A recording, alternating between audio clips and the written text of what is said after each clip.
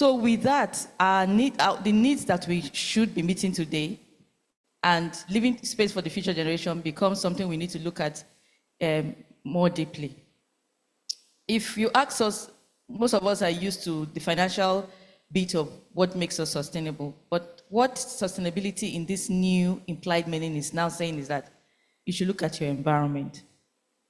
How many of us know that Borno flooded yesterday, right, or 2 days ago? I was amazed. It's not going to really affect financial. It's affecting people's life, health, all sorts of things. So our environment is key.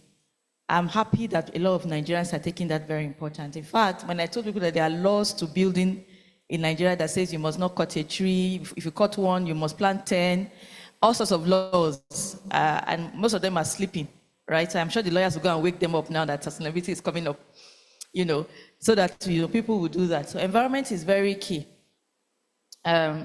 Just trying to keep it simple, there's more to the environment. Social and governance, very important subsets. So when you now hear ESG, that's what it just means. Stop only looking at economics. Stop only looking at finance. Look at environment, look at social, look at governance, because that itself can also affect the economics, right? And can also affect the finance. So I like to establish this understanding. Do we have one common understanding, or is there an argument in the room? Next slide, please. Anybody arguing? We always have proponents, opponents, and people that sit in the middle when it's sustainability.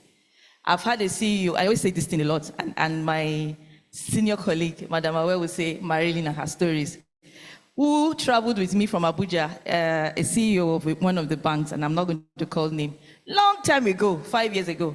And I was reading a book on sustainable development goals, and he laughed and said, sustainability people, we have not finished feeding the poor, the country. I don't even care if there's been, or because all he sees sustainability is waste, secular. He only sees as, let waste fill our streets. Well, let us feed our people. And let's use our energy the way we want. It's not your business. He was just, like talking with me. And I just opened the SDG goals to him and I showed him 17 of those goals. And behold, number 1 of that goal is what? No poverty. Number 2, 0 hunger. And we had a hunger protest recently, right?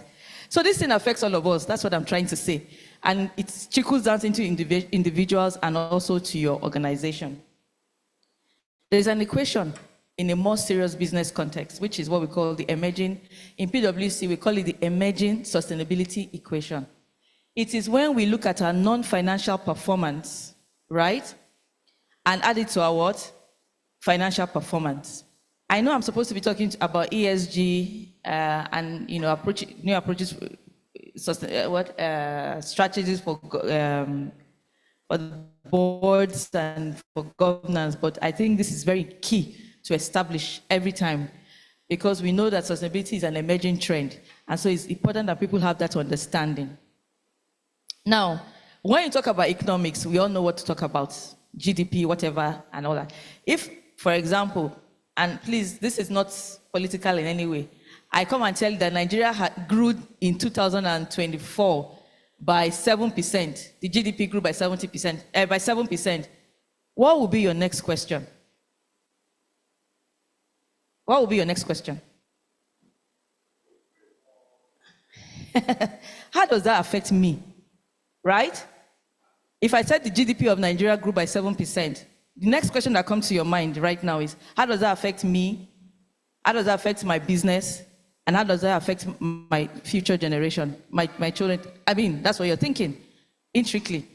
So we're bringing these things to life to you. That's what sustainability is doing, making you think about it more deliberately. So if you look at environment, we talk about waste management. Waste management has business, that's opportunities, and has risk in it. The risk is what you are seeing in Borno. So we don't have proper, maybe it's part of it, maybe there's no proper waste management. They filled all the channels with waste, so water has nowhere to pass through. Emissions, when we talk about emissions, we're talking about green gas emissions, which is where most Nigerians don't want to hear about, because we are basically one of the leading emitters in Africa. Yes, Africa emits what? 4% thereabouts of the world emission. But inside that 4%, Nigeria is one of the leading emitter, right? So while we are hiding under Africa emits 4%, we are still there. And whether we like it or not, if the energy sector has been ranked high as one of the sector for the high emission, there will be competition for energy in the market in the next few years. So whether we are sitting on our fossil fuel or not, we don't know whether one destruction can make solar energy the way to go. So you can't just say, there will be competition for the energy product. So it's part of the things that we have to begin to look. So as lawyers, you ask yourself, where do I play in that space? And so on and so forth. I only have 15 minutes. Same with social. Social, I don't even have to explain. We've talked about that. But let's go to governance, which is the core of our conversation today. Governance, next slide please, is very pivotal to everything that we do as an organization, even as a country. No matter what we preach, if you don't have good governance, all of you know it goes to the ground. The truth is, I traveled in with a lot of Nigerians this morning, and I sat down in the car and I said to myself, God, we are blessed.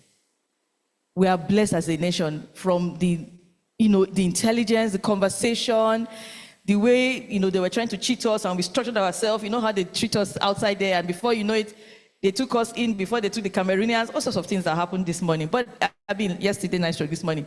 But what came to my mind was how rich the mind of an average Nigerian is. But that's not showing because, we also have very core governance issues, whether we like it or not.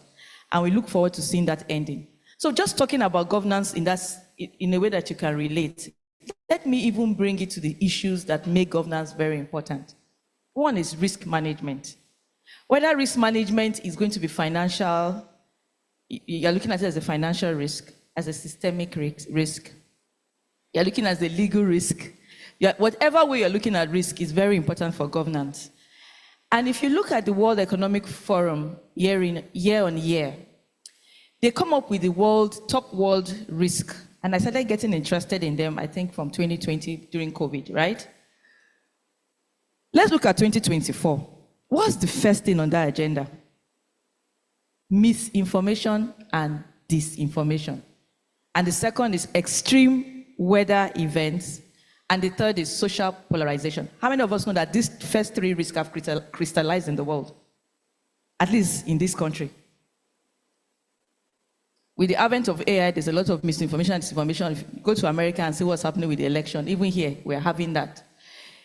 Extreme weather events and also societal polarization. Interstate armed conflict. Those things have materialized. And as a lawyer, I think these are things you should also look at, especially when you're advising, you're doing legal advice globally. There are areas you should look at. Risk management is a very important area for you. As I said, that risk management is very pivotal to embedding ESG. One, purpose and strategy.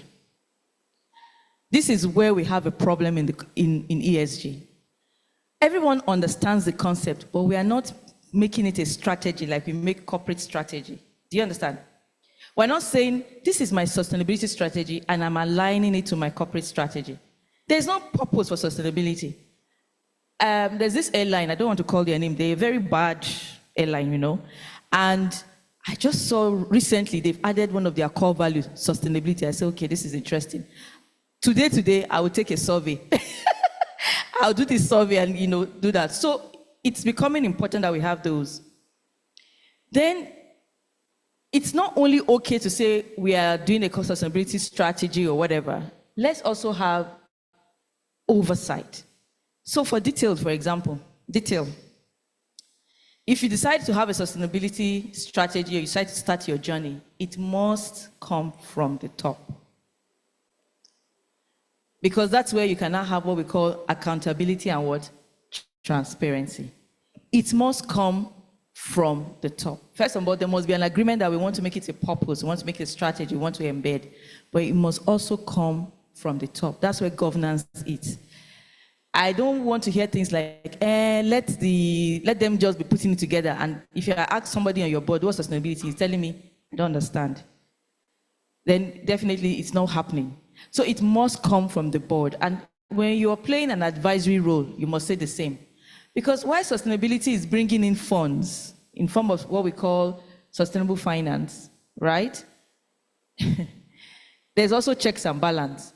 You don't want to be on a board that is attracting sustainable finance and then you get an issue, right? So it's important that you are part of it. So what could go wrong if there's no governance check? And I'm going to share my deck. I have to be very fast. I know my time is fast spent already.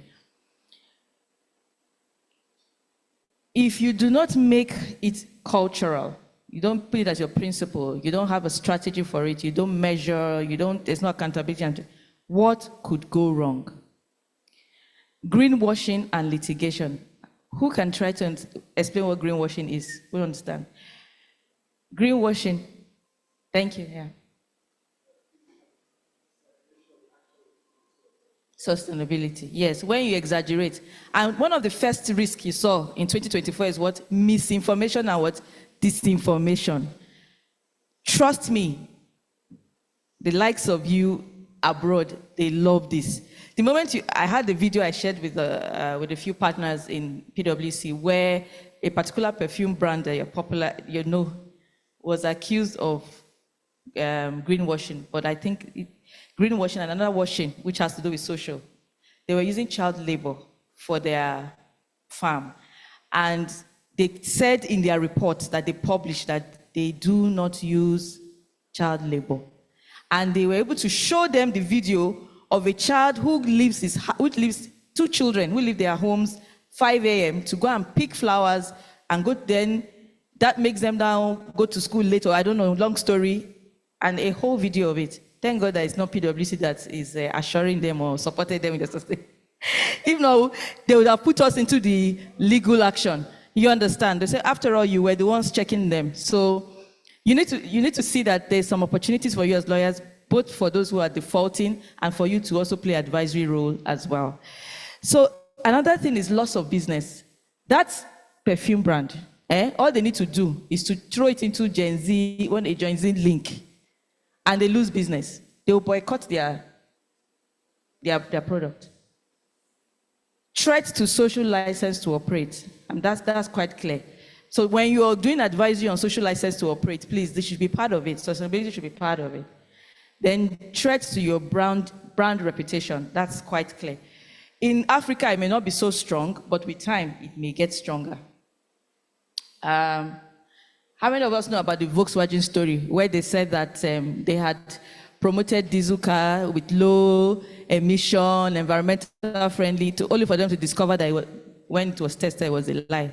They were sued to court, and it cost them $30 billion USD in fines, legal settlements, vehicle recalls, and severely damaging its reputation. There are many more. We have those, in fact, there are many more, but I have only 15 minutes, so I don't want to tell too many stories. So please don't be short-term focused. That has been how we've been thinking. It cannot work again in a globalized world. 2, regulatory and compliance complexity. There's a lot of rules and regulations coming in with standards, ISSB, IFRS. I know that Madam Aware will speak more about that when she comes to speak. So many of those regulations coming up. Balancing stakeholder expectation. Your stakeholder is only your customer now. It's also the environment. I'll give an example. When we had NSAS, if you remember what happened along Admiralty, some of those banks were, some were not touched. So a group of people were told to do an analysis why that happened, and it fell down to stakeholder engagement. When they wanted to go to touch those banks, the area boys that the bank had engaged to, airport stream flower, just engage them properly. They came and stood and protected their property. Now, this is where our bread and butter is coming from. And, I can imagine from there, they could become security men. And, I've seen security men become even move into management. We need to begin to see life in a more balanced way. Global and local concerns. If you want to trade globally, you can't throw sustainability away. If you even throw it away, when you get to the customs, they will ask you, What's your emission? How did you look? Did they have, they start asking a lot of questions. And as lawyers, please, you need to start looking at that. There's CBAM, there's a lot of standards that you can help your clients with as well. Innovation and technological barriers are things that, are challenges to, people looking at sustainability as a forward-thinking board. But if you're forward-thinking, you would split this around and make it work for you. And of course, the risk of greenwashing. There's more washing, there's blue washing, gray, brown, all sorts of washing coming up. And as the taxonomy of sustainability becomes more rich in the next, I was saying 2 years ago, in the next 5 years, so let me say in the next 3 years. And the speed is amazing. So, we catch up as it is. So what's the call to action? Please encourage your clients and even you within your practice to have an ESG committee or some committee assigned to ESG and sustainability conversation. I know the lawyers ask me that our emission is little. How many fuel do we burn? I said, your environment may not be material to your business, but you need to look at it round to say, okay, social is governance, material. It's not just how it affects your business, it's also how your business affects others. Next is board culture. Culture is important, and I don't need to write that now. Then, making sustainability a factor when hiring across the organization.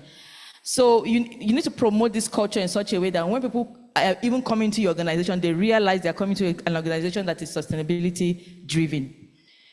And it's so wide, I call it an octopus, that's sustainability. It affects every profession, every unit, everywhere. It affects you as an individual as well.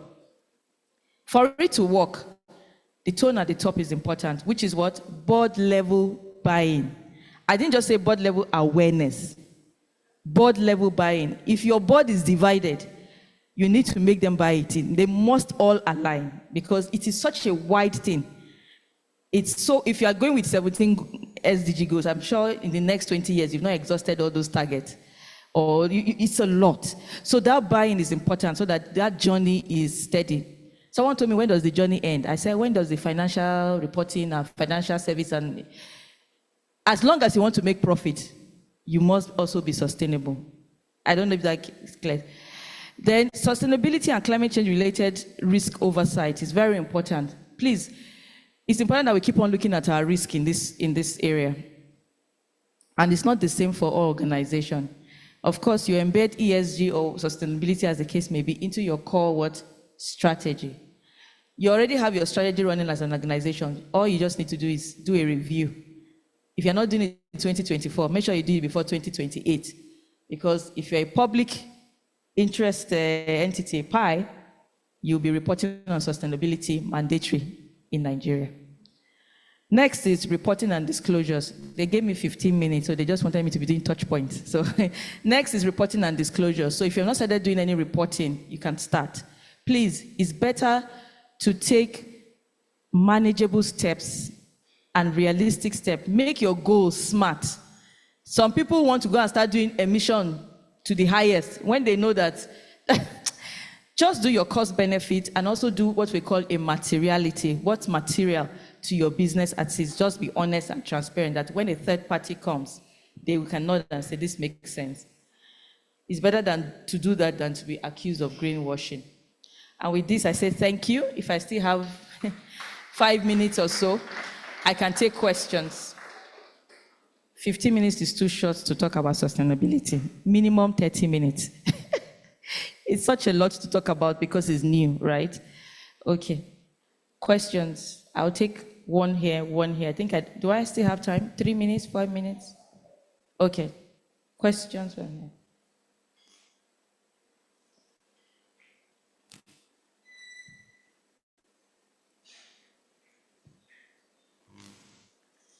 No question. Okay. Interesting. All right. Thank you very much for your time. Yeah.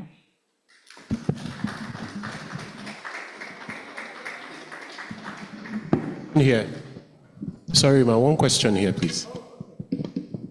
Thank you. Good morning, ma, and thank you for the delivery. That was quite smooth and straight to the point. My question will be around carbon trading, emission. From where you sit, what do you see around Nigeria going into the carbon trading market?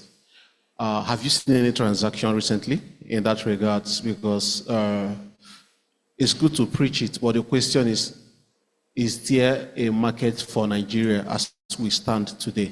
I know that in US, in Europe, they have much developed markets where you can trade carbon, but what do you see from Nigerians' perspective today?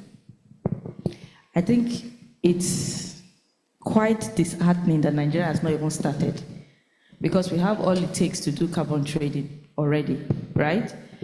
But what I would say is that I think at COP26, 27, COP26, that's the UN event, but you know COP28? Okay. Before that COP28, everybody knows COP28, I know why. So before COP28, there have been other COPs, but this COP28 became popular, so people went to Google, what is this thing, Save? Where are they, how many delegates going? Okay. So COP26 and COP27, I think it came to the president quite clearly that, okay, we're missing some monies here. We're so fixated on getting financing through the IMF and oil and gas financing that we're not even looking at other low carbon economy financing, which is the green, blue economy and secular.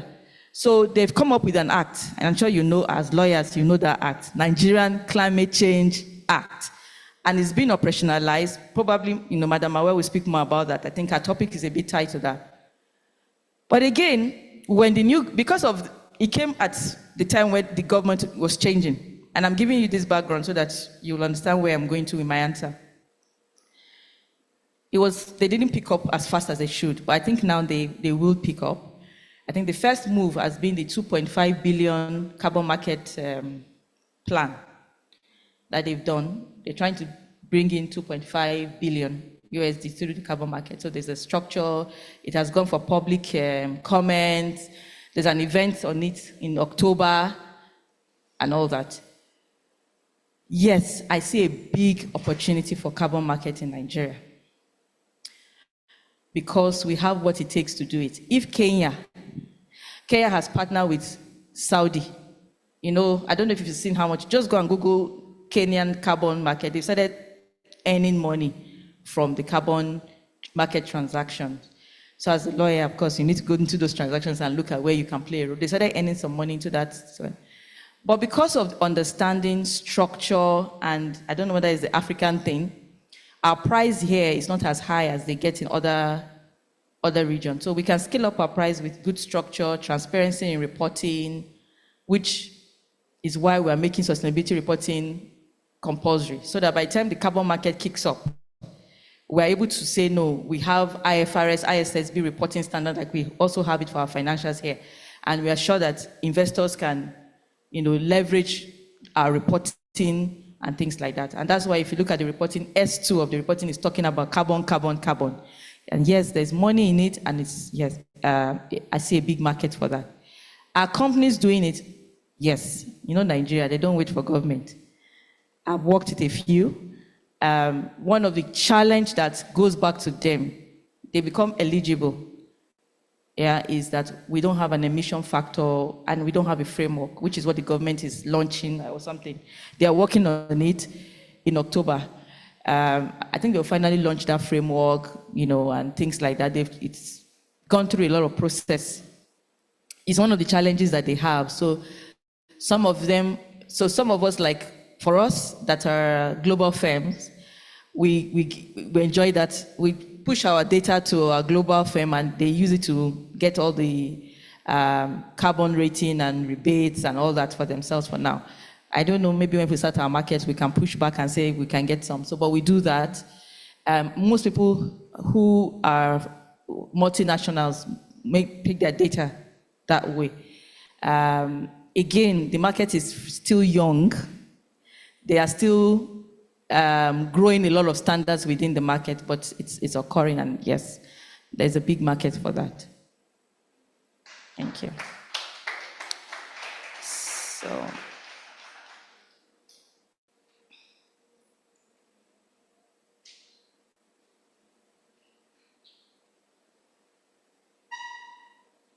I can borrow you. Okay, so Temda Ajayi, I work at Detail. So just to ask, I mean, with everything that you've said is great, fantastic, wonderful, because we think that ESG has been growing in Nigeria, and there's this growing movement for ESG. But I just wondered, our role as lawyers is understood, but for some of our clients who are in this room, who are just corporate companies working across sectors, what do you think, or what should the takeaway be in terms of their strategies for ESG? Because I mean, there's some people who believe that it doesn't really apply to us. We don't get investment from foreigners, so we don't have to comply with any reporting obligations. I'm a hairdresser. What's my business with sustainability, for example? So I just thought if you could just one or 2 points, just guide us in the strategies. Thank you very much. So I hear your question. SMEs, small businesses, large, medium, and large corporates. So for the small businesses, I will be very frank. I'm accused of being always literal. I'm sorry. I will not give them too much burden. Although in 2030, a standard is going to come out and Nigeria will still adopt it for small businesses. And the essence is to be able to push foreign direct investment to small businesses. If you say you don't want money as a small business, please let me know which small business doesn't want money. I really want to sit down and understand the thinking behind that, which small business doesn't want to grow. So they would eventually do it. Of course, that's why that standard will be specific to them, which is something that they can, with their business size and scale, they can use. But for now, I always advise small businesses to look at it from a cost-saving perspective. For example, if you say, I look at your books and I say, what's your highest cost? In Nigeria, it's always energy. I say, do you know that a particular bank, if I call the name, they say I'm advertising, is giving loans for solar generator at a very reduced cost if you can show them that you are going to be part of their sustainability, because when they show that, they too get money from their, are you getting the chain? But the communication is not there, that's number one. Number two is also the fear. You need to structure your business in such a way that people can trust you. So one of the greatest problems for small businesses is that trust, structure and trust, which you need to do. Unfortunately, outside the country, when I'm talking to small businesses, the country is already structured in such a way that if you default, everything is connected. So it's easy for you to trust a small business, right? But in Nigeria, we are trying to do that with our NIM, BVN, we're still getting there. So some of the banks are a bit strict in who they give that to.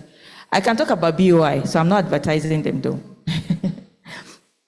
I know they do something like that. So I try to push them towards this because the cost may be high now, but in the long run, you produce more and you will pay less for energy. Forget what's happening in Imo and Enugu State. That will be dealt with. That's really funny. That news was really funny. But how many of you heard the news where they're going to charge people for using solar? Well. Anyway, so I'm just cracking a joke here. Please don't take me to the governor. Anyway, but you understand what I'm trying to say. So that's for small businesses. So I go to the areas as their pain point and try to show them the risk and opportunities that sustainability brings to them. When you go to medium size, they have no choice, right? They have no choice. What happens to Nigerians most times is, I call it the pure water approach. Not everything is your business. The question is, what is material? What impacts your business? And what does your business impact? It is tied to your business model. So if I'm selling cloth and I'm farming, will my environment here and my environment in selling cloth be the same in scale of materiality? Okay, so that's where the issue is. So that understanding it and not just doing it as a, So getting a strategy for it is very easy. You cannot do it alone. Everybody in your talk about it. And you can come up with a strategy very easy. And if it's difficult, you hire me. And then for large corporates, you have no choice as well. Your brand is at stake if you leave sustainability on the floor in the next few years. I asked someone from IFC, how many years do you see that sustainability is going to affect people, the brand's organization? She asked me back, I told her 10 years. That was in year 2001. She laughed and she told me that if 5 years is even too small. I thought it was a joke until I started to see global organizations reach out to us because they have branches here to say, can you just help our branch understand how important these things we're talking to them about is? And with time, it will gain strength. I tell people, it took one disruptor to change so many things in our lives. How many of you agree? Just one person talking about, why should I put a phone on the table when I can carry it about? And today we are carrying it about. So it will take one sustainability disruptor to change the thinking of the world. As of today, there's a lamp that you just put water in it, and it can give you light, salt water, and it can give you light for 28 days. I wrote them. I said, please, I'm interested. I'd like to buy maybe 2 or 3. They told me they were overbooked, and that the fight in Russia, Ukraine is affecting their supply chain. Imagine when they are able to come back and they're able to disrupt and scale. Some businesses have gone. So you need to start thinking as a businessman. Thank you. Any other question? Online. Yes. Oh, sorry. I wasn't aware of the online audience. I hope they heard me Yes, loud and clear. yes, I loud and apologize clear. for that. Okay. So I have a question here, just one question. It says, can we know the name of the bank that provides support for alternative energy? Ask your banks. Most of them have that table, but they are just not, I don't know why they're not really advertising. Like I said, I think there's a bit of trust issue with small businesses, and I don't know. We will get there. I think BOI does it. At least I can confidently say that. I think BOI, and BOI, please, if it's not true, I stand to be corrected. But because they are more government and open, so I think they do something like that. You can approach them. If they are too big for you, but I think some local banks are encouraged to support. Plus, I saw a news from the newspaper that IMF is going to give loans for solar power, to the country. So I don't know how far that has been. I am not an authority to speak to that for now, but I know that you shouldn't sit down on your old thinking that is all that needs to be. I've seen people who have embraced solar for their business and they are thanking God. I know some people who, they just buy units, 2,000, 5,000, just to keep that thing running. Yeah, so, but it's important to look at your energy sources to save cost as well. Thank you. Is that all? Hello. Please put your hands together for her. Thank you very much. That was a wonderful and insightful delivery by Marilyn. I think for me, the key takeaways were the fact that sustainability affects everyone. And if you don't make sustainability cultural, a lot of things can go wrong. Now we'll move to the next presentation on the topic, governance strategies for forward-thinking boards. This will be taken by Tinuade Awe, and I would read her profile. Tinuade is a seasoned legal professional with a distinguished career in corporate governance, ESG, and regulatory affairs. She completed the Competent Board Sustainability and ESG designation and certification in March 2024 and holds an LLB from Obafemi Awolowo University, Ile-Ife, and LLM degrees from Harvard Law School and the London School of Economics and Political Science. She is admitted to both Nigerian and New York bars. Tinuade is an associate member of the Institute of Chartered Secretaries and Administrators of Nigeria, the Chartered Institute of Stockbrokers of Nigeria, the Institute of Capital Market Registrars. She is a fellow of the Compliance Institute of Nigeria and a life member of the Chartered Institute of Directors, Nigeria. Until February 2024, she was the CEO of NGX Regulation Limited, the independent regulatory subsidiary of Nigerian Exchange Group PLC. From 2010 to 2020, she held other roles within the NGX Group, then known as Nigerian Stock Exchange, including Executive Director, Regulation, General Counsel, Company Secretary. She was a member of the Senate's Technical Advisory Committee on Companies and Allied Matters Amendment Bill 2020. She served 2 terms as a member of the board of Financial Reporting Council of Nigeria. During her 2nd term, she served as the chair of FRA's board's Corporate Governance Committee, which had board-level responsibility for overseeing the implementation of Nigerian Code of Corporate Governance 2018. She was recognized as one of the world's Federation Exchange's women leaders from around the world in Premier Set of 2021. She's a recipient of the African Legal Awards 2018, General Counsel of the Year, Law Digest Africa Awards, General Counsel of the Year 2018, ESQ Nigerian Legal Awards, and General Counsel of the Year 2017. Currently, Tinuade serves as a consultant and trainer in the governance and ESG space, leveraging her extensive experience to guide organizations in implementing effective corporate governance practices and sustainability business strategies. Please, let us put our hands together and welcome Tinuade Awe.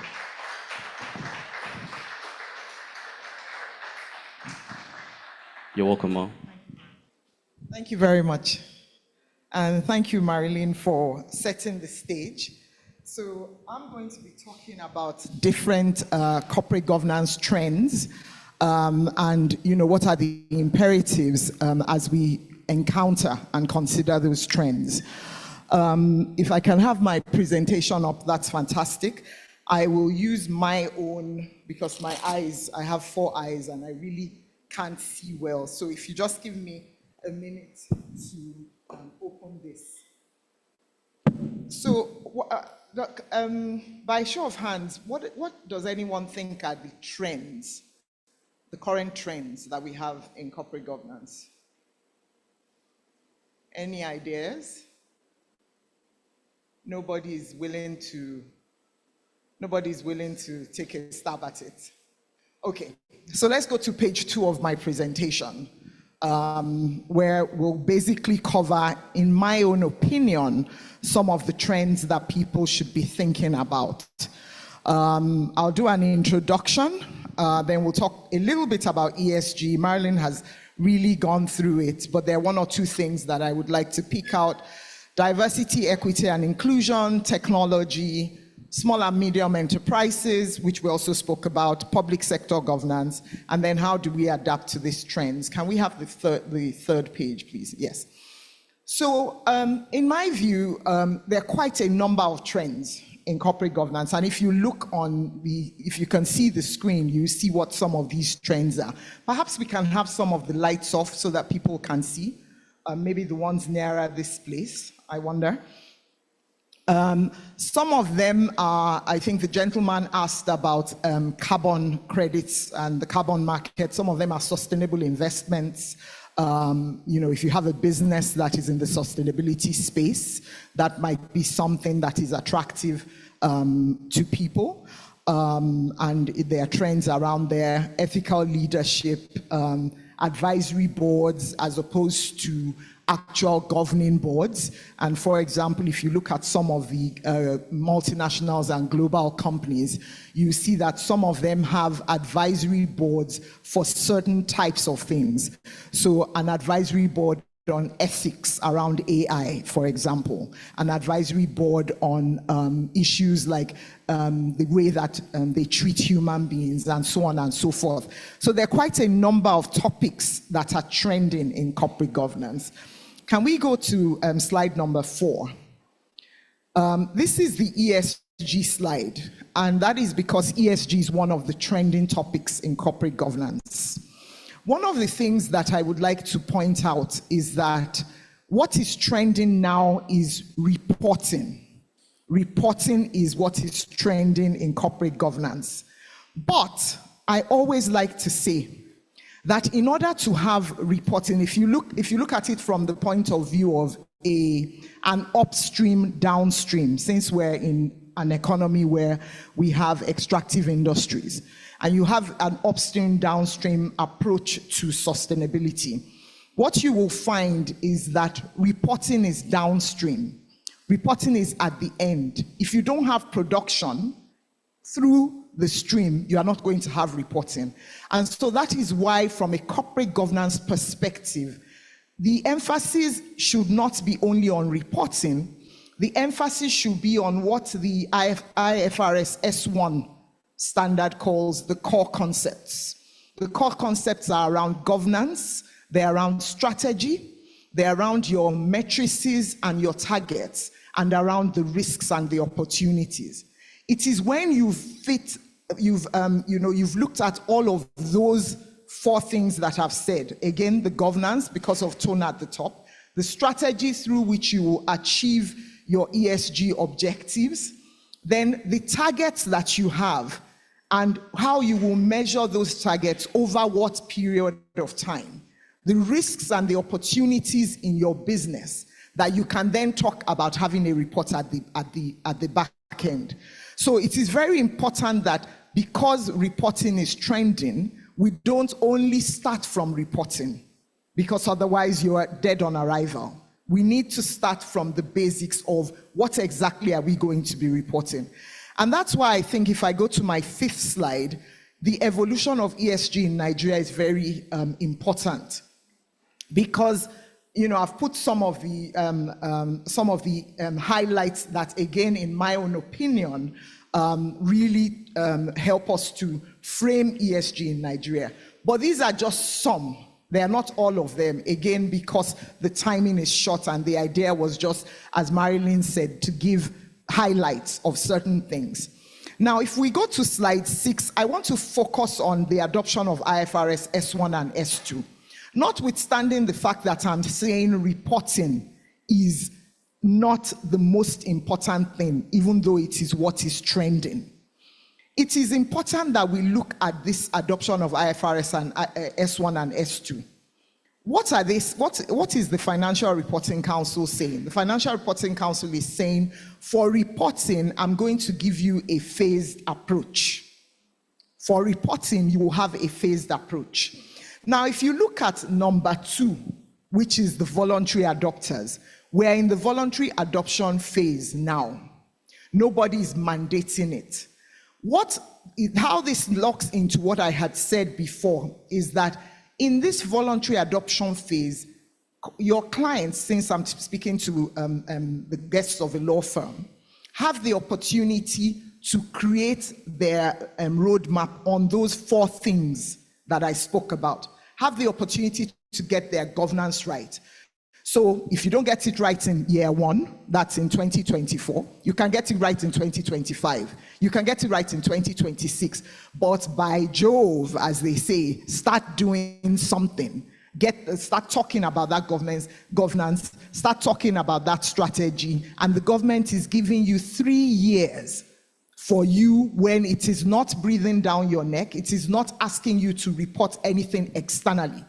What companies can be doing in this period is that upstream, they can get it right in this period, and they can do internal reports that they don't expose. Maybe they expose first of all only internally, then after a while industry associations can come together and decide we will expose within the industry association before you get to the mandatory one that investors and other stakeholders will see.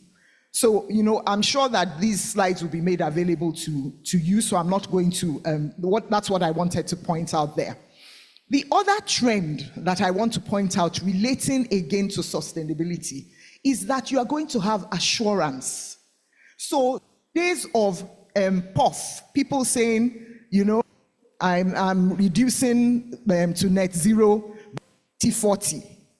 Now the government's reduction date is 2060. You can decide you want to be ambitious and say, I'm going to do 2040. Seplat, for example, has said, I'm going to do 2050. Seplat, Fidelity, and MTN are early adopters. So if anybody their reports, they can read their reports to see what they're saying. Now, what I'm pointing out here is that something that the board has to pay attention to, because that's where misrepresentation to come out. That's where the assurance providers may decide that this is a client that lies so much, we don't want to work with this client because they can stain our reputation. And that's why it's important to take advantage of those 3 years because even internally, you can test whether iterate pieces and targets. So metrics, thank you.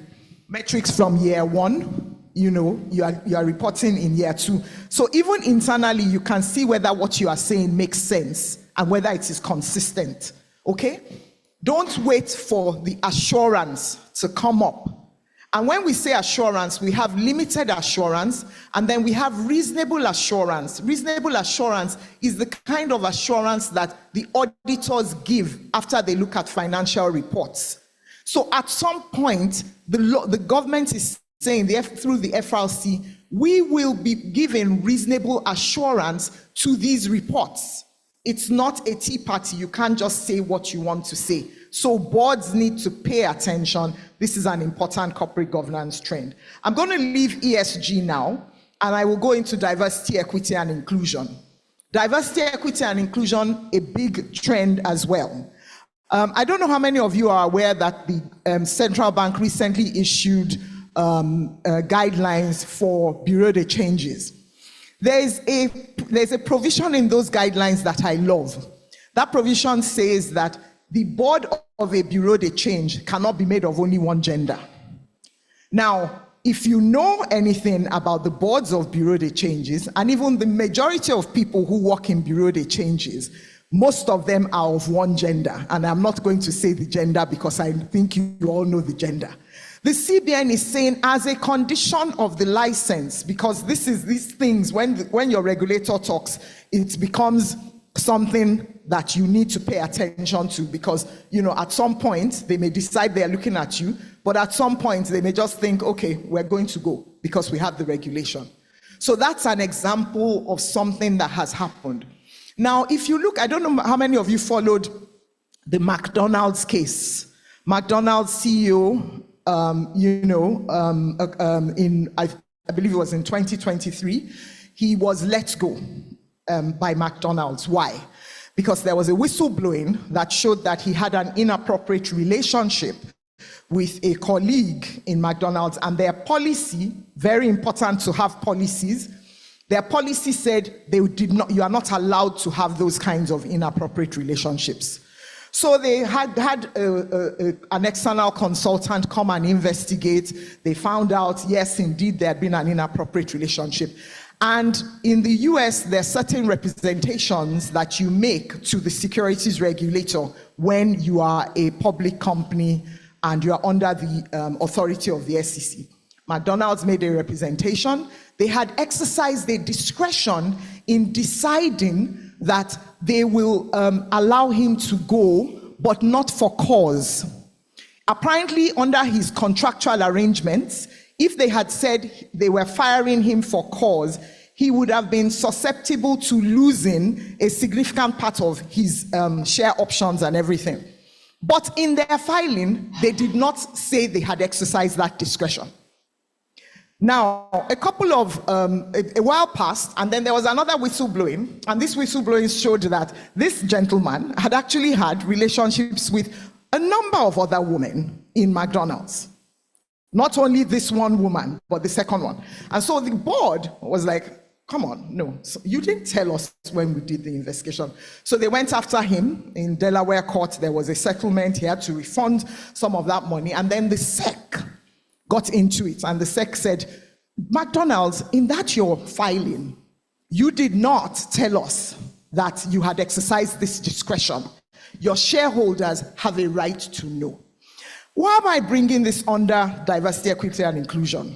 I'm bringing it under because it's a post-Me Too world. There are things that could have happened before Me Too that cannot happen again. There's some of you in this room that are aware of a bank. I'm not going to say the name. There was a Twitter storm about an allegation with the MD. What happened? The board, very, in my opinion, very good, got on top of the issue, decided they were going to do an investigation. Because they claimed they had a policy, and they also had a succession plan. That succession plan saw a woman come in, very good optics. So why am I saying all these things? Boards need to be aware. Succession planning, in your succession plan, do you have that diversity? Do you have, when you are thinking, you need to be thinking, I'm in a Me Too, post-Me Too world. You also need to be thinking that there's some, that, my products, even from an ESG perspective, are they able to be used by diverse people? You don't want somebody on Twitter to say, oh, all children can use this, but children with special needs, you are creating a product that children with special needs cannot use. So we're in a world where constantly, through your processes, through your operations, you need to be thinking about diversity, you need to be thinking about equity, you need to be thinking about inclusion. And there's stakeholder activism all over. It just takes one person on Twitter to claim you are not. A number of people come, then you have a whistleblower in the company. There's always a whistleblower in the company, and then it takes off. So these are things we need to think about. Very quickly, another trend is technology. Technology is big. Now, a lot of people focus on technology from an AI perspective. And what is AI? AI is data and algorithms. That's what AI is. Once you have data, you are already talking about data security, data privacy, data reliability. Is it reliable? How are you storing it? Is it corrupted? Is it clean? Is it raw? Is it being stored in accordance with, is it being collected in accordance with regulations, whether those are NDPR, GDPR, or any of the other regulations that you're thinking about? Is it subjected to intellectual property protection? Or some of you may be aware that a number of the AI companies that we use are now having to deal with IP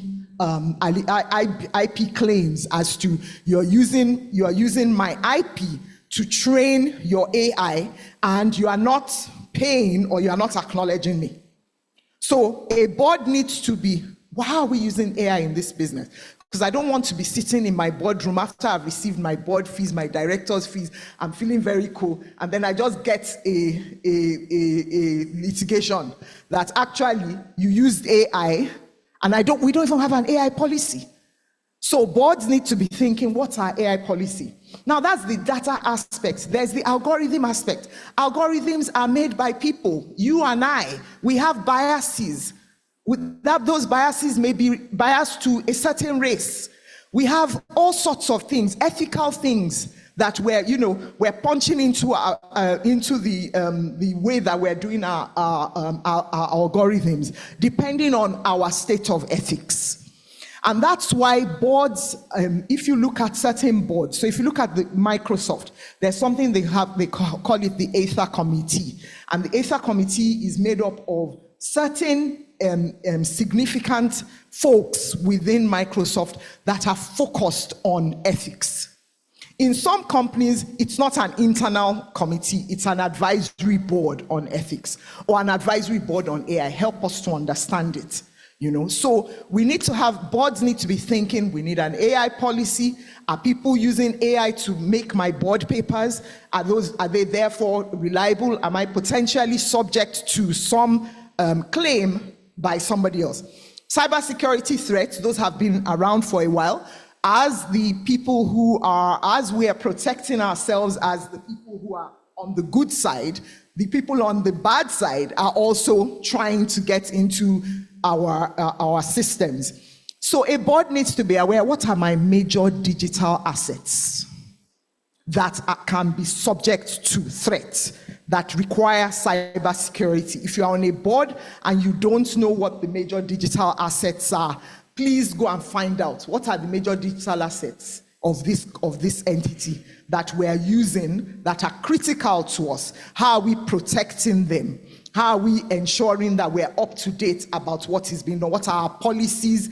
If you have certain assets that are very critical, if you're such as entities in the market I'm used to, the capital market, your trading system is a critical digital asset. How are you protecting it?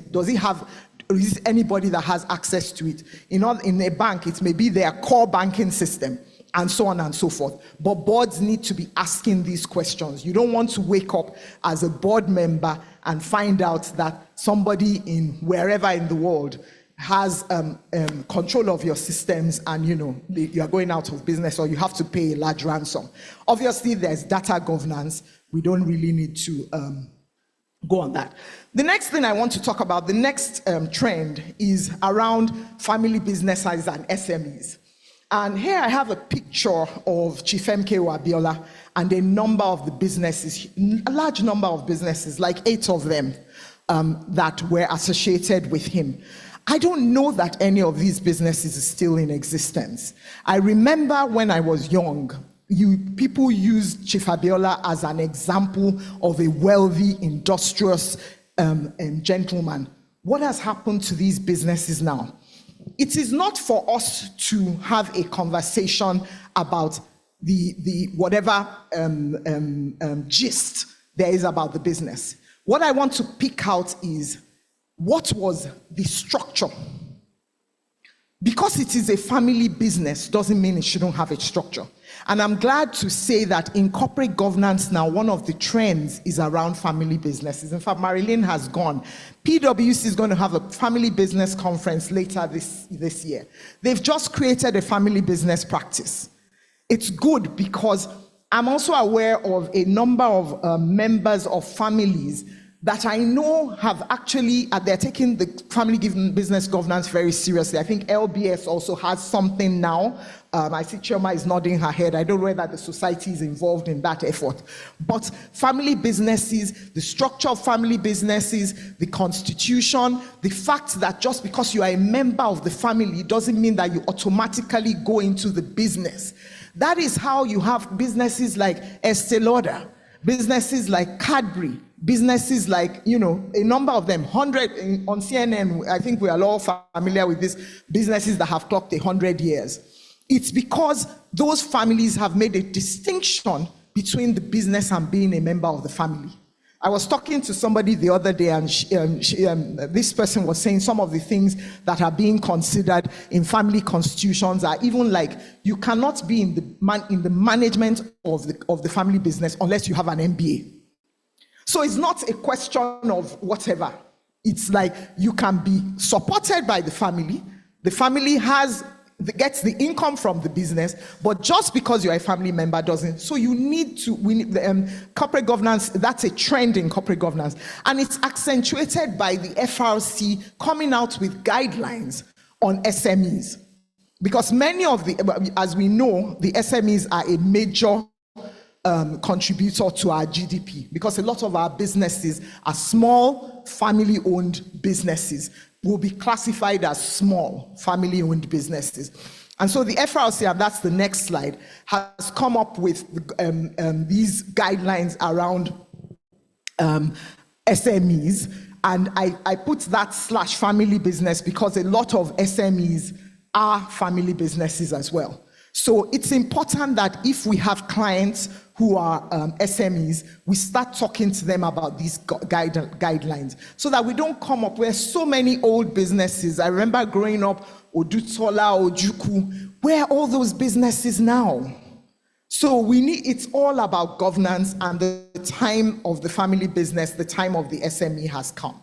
Finally, another trend I want to talk about is public sector.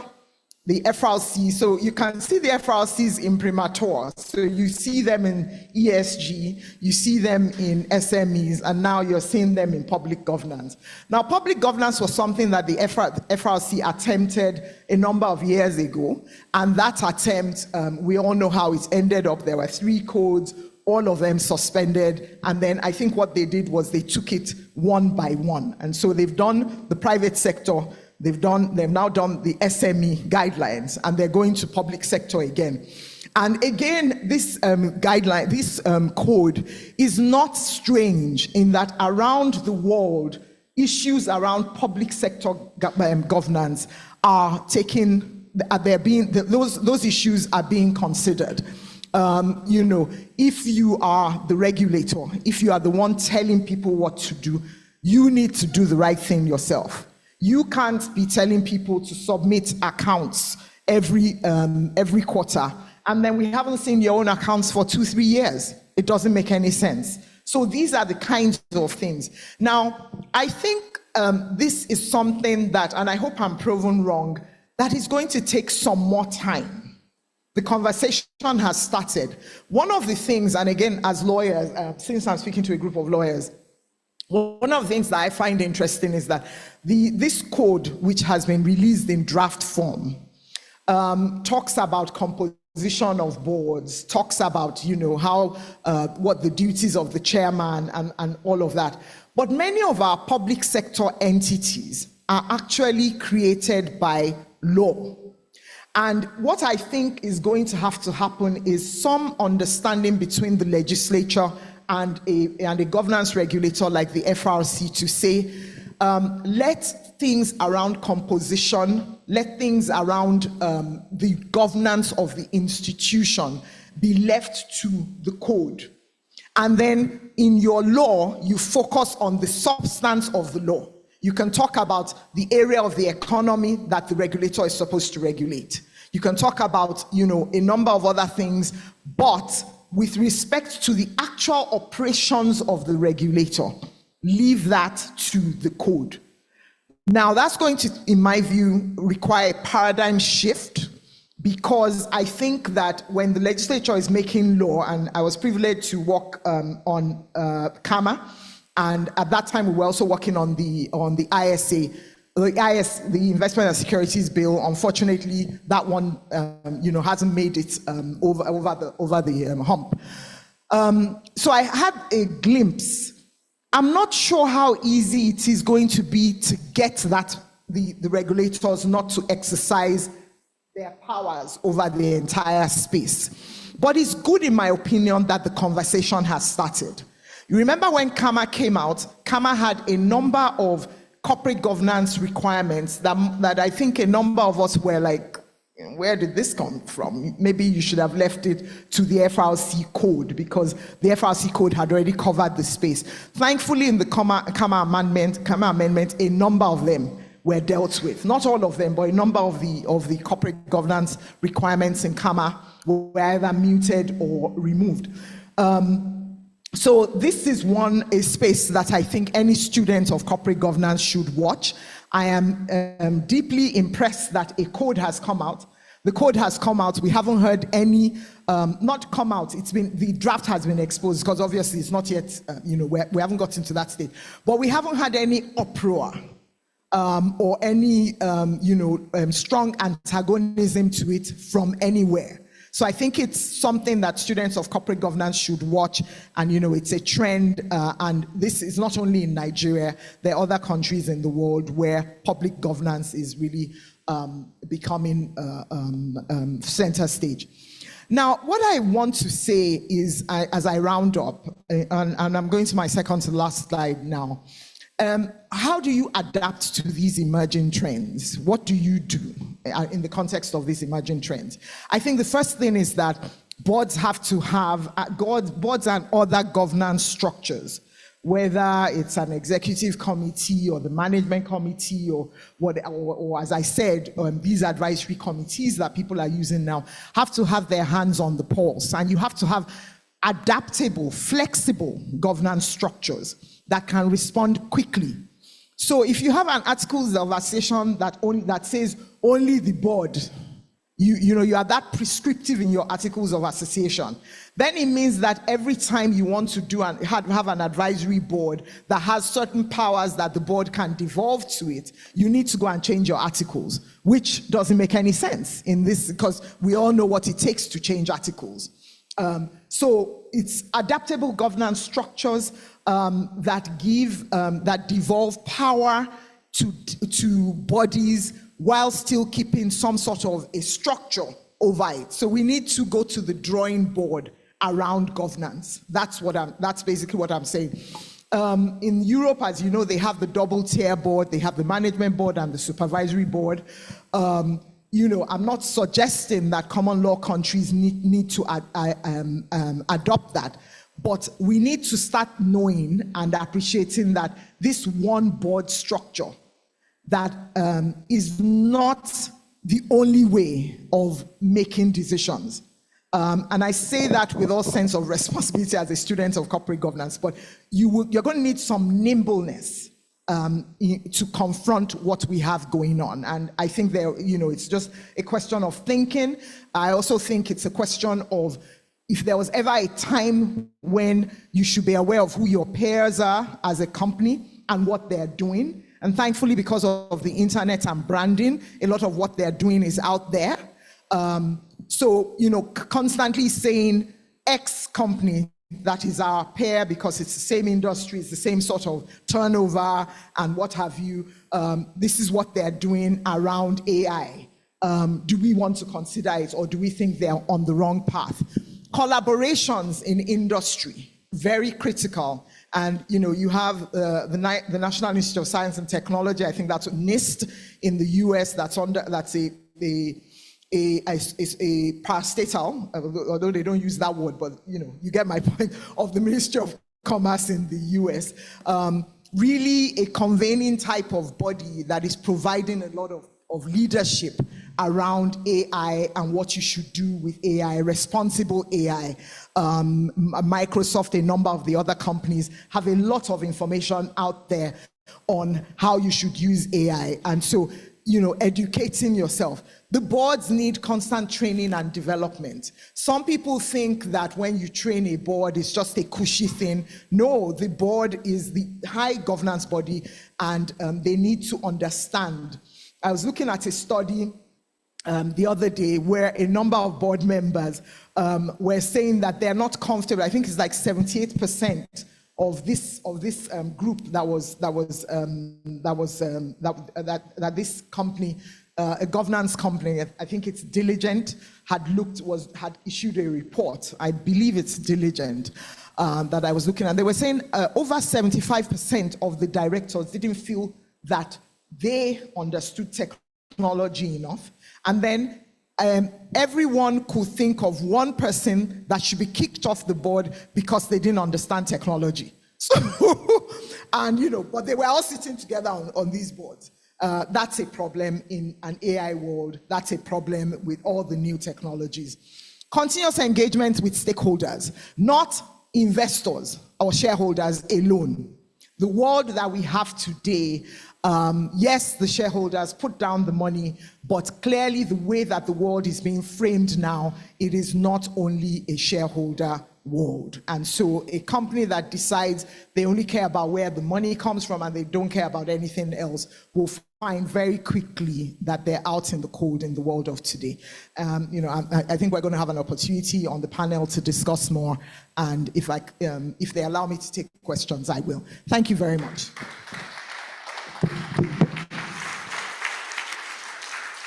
Thank you very much, Ma. Thank you. All right, so we'll take, okay. Thank you. We'll take the questions at the panel session. A round of applause for her again.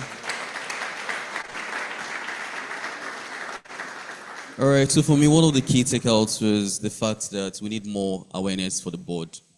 You really can't, do without it. Policies around, basically everything she's talked about. So we'll move very quickly to the panel session, and the discussion will be on emerging trends in Nigerian corporate governance. And I'll, introduce our panelists right away. So the first is Ronte Fajana. She's an associate partner here at Detail Commercial Solicitors. Please put your hands together for Ronte. You're welcome. And she's going to be our moderator. All right, so the next panelist is the last speaker, Ms. Tinuade Aware, the former CEO of NGX. You're welcome, Ma. Our third speaker is the Council Impact and Investor Relations Officer at Sage Gray Finance, Goodness Wyatt. Please welcome to the stage. And the last panelist for today is Mrs. Chioma Modi. She is the CEO, Society for Corporate Governance. You're welcome, Ma.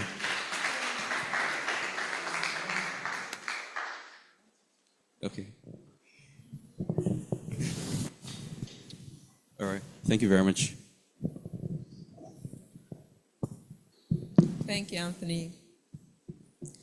Good morning, everyone. Well, welcome to this business series. It's good to have everyone here.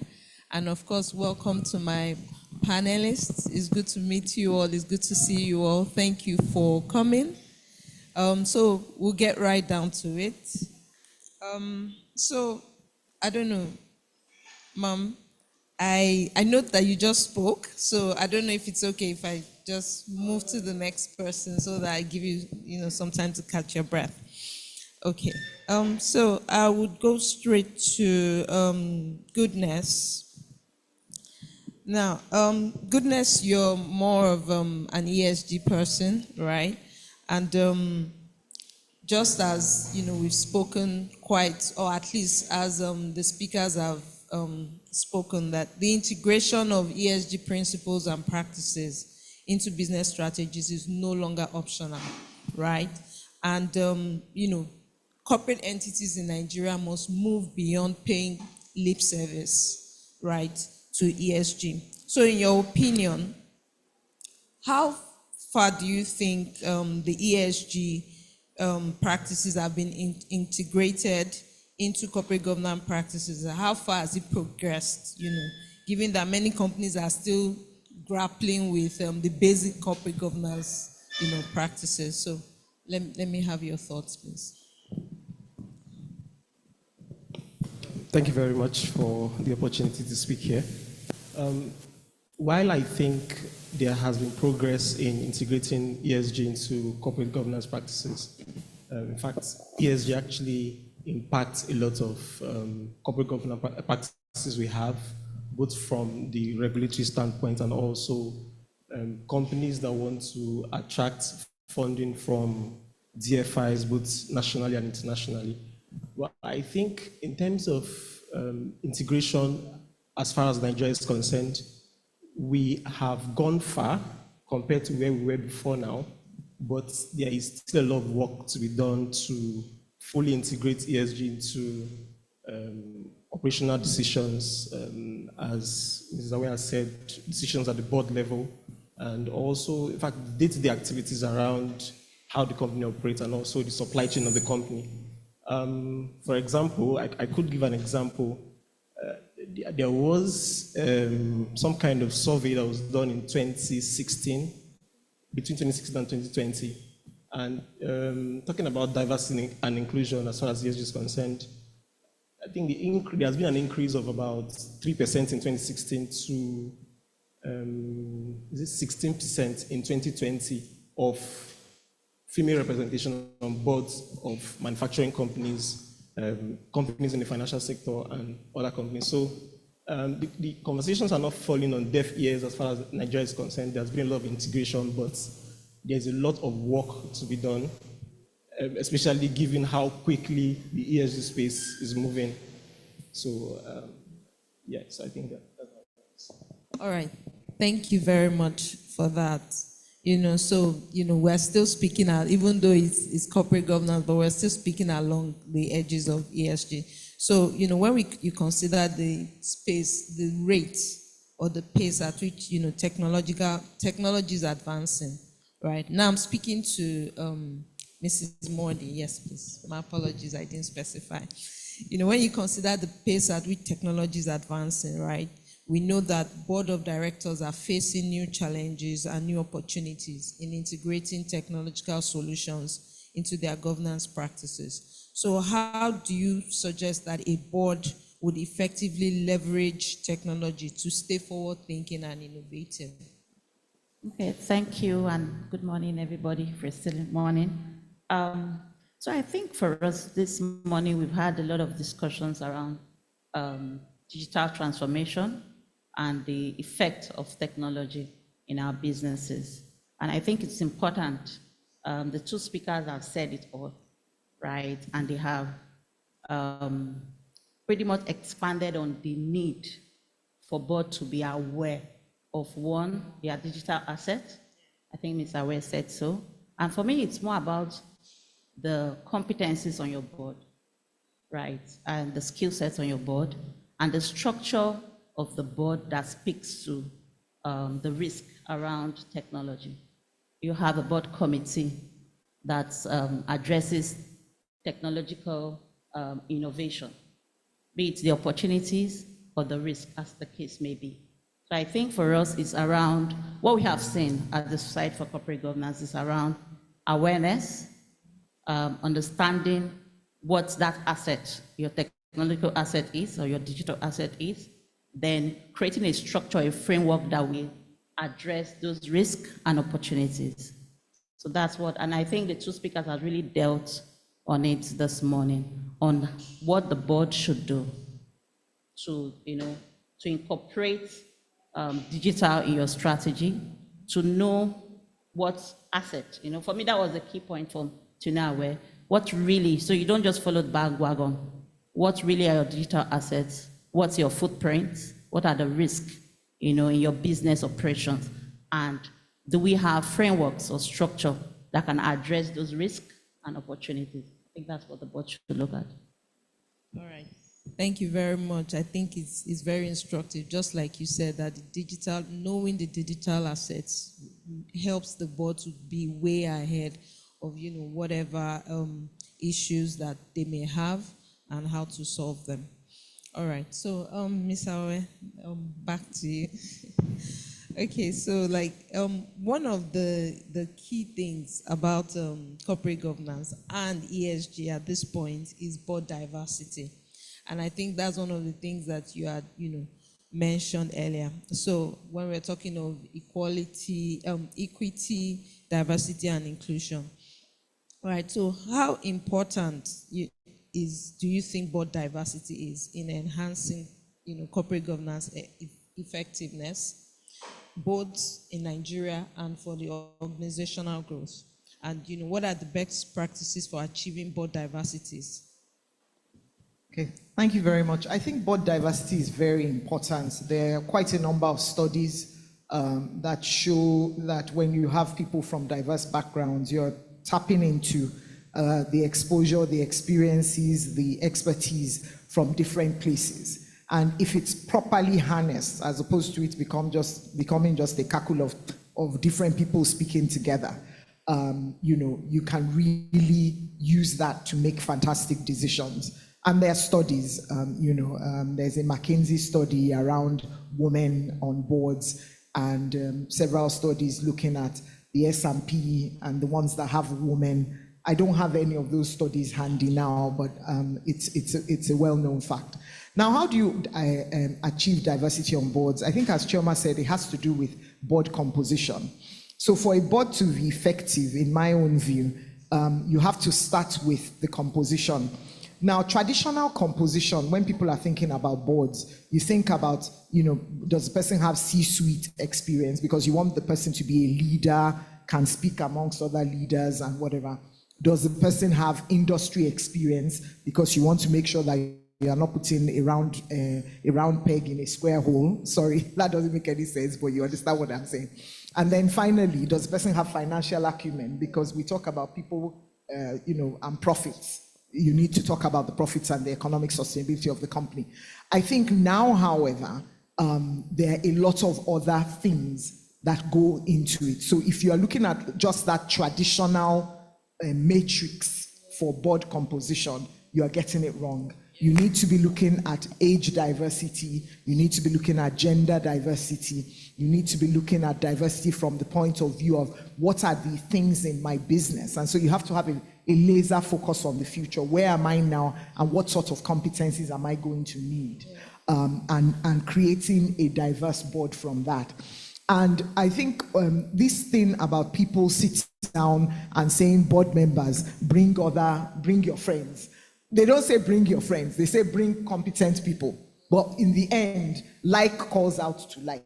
I will call Irene because I know Irene. I will call Chioma because I know Chioma. It's just that. So, there's a specialization that is growing around folks that help people to look for board members. And I think that people should invest in that as a consulting service. I need board members. Where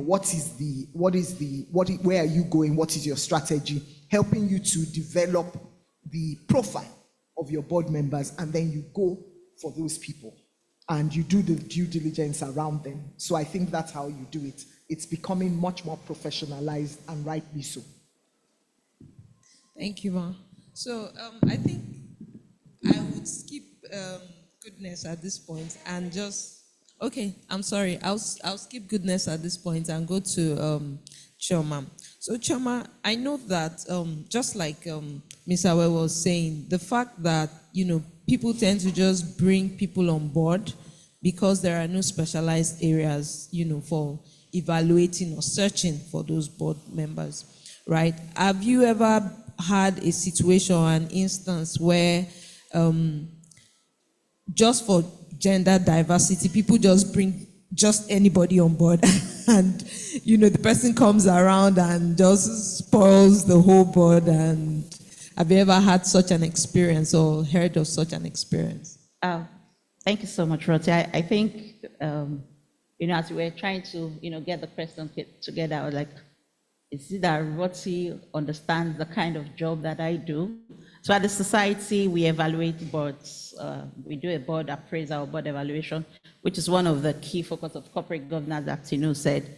And I must tell you that I've seen a lot. So I'm going to be speaking from what I do on a day-to-day basis, what we see, in the field, as we call it, as a researcher as well. So we drive for diversity, at the site for corporate governance. We drive for not just diversity of, gender is the basic that people look at, but for us, we are not looking at just bringing a female on your board because you want to tick that box that, okay, when Chioma comes next time, I have, appointed a female director. I have a company that we evaluated at one point. Even going there to present their report, I was scared. Because a 13-man board, all men, big men, FT-looking men. And the first time we did the evaluation, it was one of our recommendations to say, no, this cannot work, right? And, the next year we did again, and I got there to do evaluation. I just saw one very cute lady sitting at the far corner, of the room. And for me, they ticked that, okay, they have appointed. Yeah. But that lady, when I spoke with her after the presentation, she was like, she gets intimidated. Wow. Even from, even at board meetings, yes. Even at board meetings, she gets intimidated because I'm new on the board. She's from, the far north and all that. So they wanted to tick the box of gender for females and also for regional diversity. But I could see that she was struggling. And it was also part of my recommendation to say that we are not yet there as regards diversity, both in gender and cultural, whatever the case may be. So we have seen it, and what we do at the society, we try to encourage, organizations to be more flexible, right? We are looking for competent women. We are not looking for just a woman on your board. We want somebody that can make impact at board meetings, that can lead discussions, that can query management, right? So that's what we look out for. And again, recently the society have started a service whereby we then recruit, because it's also part of the challenge that we saw during our evaluation that, okay, where do I get these competent people that you're talking about? So recently we've started recruitment. So we've recruit now for organizations where we understand your board, the gaps in terms of skill set, in terms of competencies and all that. Then we have a profile of, professionals, C-suite executives, and we then, do the whole process of recruitment and we make recommendations to board, and that really has helped. So as Tinu said, you must invest in a third-party recruitment service and not just to handpick based on friendship or based on who I know. Thank you. All right, thank you very much. I think that is very instructive because with the way boards are being managed nowadays, people just fill the spot and just tick a box, like you said, and it doesn't help the business, and of course, it doesn't help corporate governance principles. So to avoid being guilty of, not having a gender balance, my next question would be to Goodness. All right, so whilst the presentation was ongoing, there were talks of ESG reporting, right? And we know that it's still in its early stages of development in Nigeria, right? but we can see that it's becoming important for both investors and stakeholders because they are demanding more transparency. In your experience, what challenges do companies typically have with ESG reporting? So thank you very much. I think the first challenge companies usually have with reporting for ESGs is usually which reporting framework should I use? Should I use SASB? Should I use GRI? Should I use TCFD? Should I use even the IFRS S1, S2 that just came on board of recent? So the system currently has a plethora of standards, even the SDG impact standards. So companies need to seek some form of help. I would say help on, okay, this is a particular area which I operate in. These are the ESG factors that are material to where I work. Is it child labor? Is it human rights? Is it the environment? And which reporting framework is best for me? For companies that have no choice in terms of public listed companies, we have both the guidelines from the SEC and also the guidelines from Nigerian Exchange Limited. So the first problem is usually which reporting framework should I use? And another thing that affects reporting, because as Mr. Awe had said in our presentation, if you're not doing something, there will be nothing to report. And if you also don't have consistent and reliable data with which you can report, you would most likely not report exactly what you're doing. Either you under-report or you over-report, which is greenwashing, as we mentioned. So there has to be a focus on gathering consistent, reliable data that is material to the particular area, either identified by stakeholders or even within the sector which a company operates. So first, reporting options, which should I report with? And also second is getting good and reliable data. Okay. Thank you. Okay, so I'd just like to add that from, again, experience and what we see. I think for ESG, very brilliant, right? But I think that there's a gap in terms of awareness. Most directors don't really understand what those components is. How does it impact their business? What is my role as a director in ESG reporting, be it development of framework, be it materialization, whatever the case is? I think that there's a gap in terms of awareness. So people understand the definition of ESG, but how then do you integrate it to your business strategy? Like the first speaker said, there's still a missing link, right? And again, how do you now report is the next one. So I feel that knowledge and awareness is one key issue that is affecting ESG compliance or ESG reporting. Thank you. Thank you very much for that addition, Chioma. Okay, so I would go to Ms. Awe now. And we're still talking of ESG reporting, right? So we know that Nigerian companies that embrace ESG reporting, there is the opportunity to receive sustainable financing, right? And I'm just wondering, what other opportunities are available for such companies aside from, access to financing? Okay. So, for me, when I look at a business, you have the finance side, which is a given, otherwise you shouldn't be in that business. So anything where you can position yourself to receive finance is always a good thing, so long as you know what you want to use that finance for, because then you can get into another problem.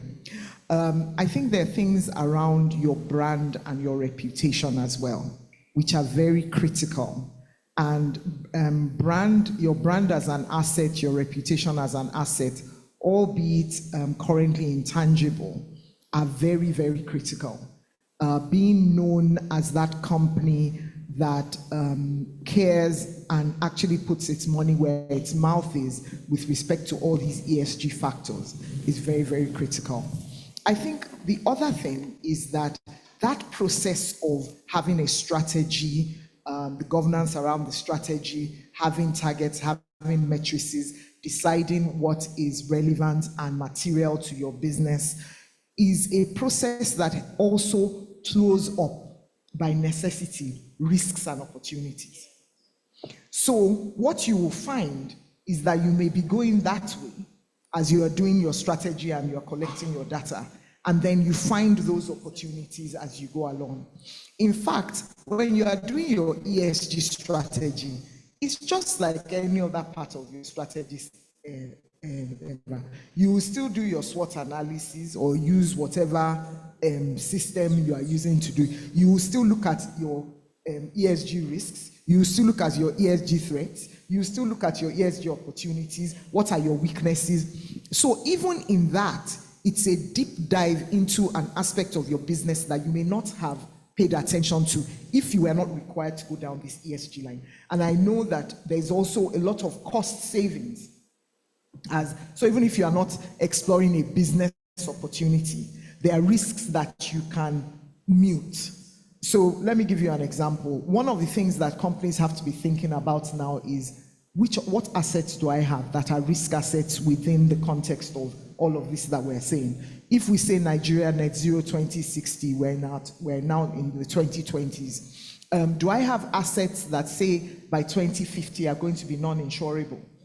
Because nobody's going to insure that asset knowing that by 2060, if it's an asset that violates your nationally determined contributions and the contribution that the Climate Change Council has given your specific business. So you start already thinking, how do I pivot from that line of business that uses this asset? Am I doing it through research? Am I doing it through development? Am I doing it through actually moving away from that business? So there's so many things that it's a new way. It's a way of thinking that really helps you to look at every aspect of your business and decide what do I quickly need to deal with now before it becomes a problem in the future. Thank you. All right, thank you, Ma. So as you go in, you begin to see more opportunities. Yeah, thank you very much for that. And risk, we must not forget that, and risk. All right, I think my next question is for Goodness, right?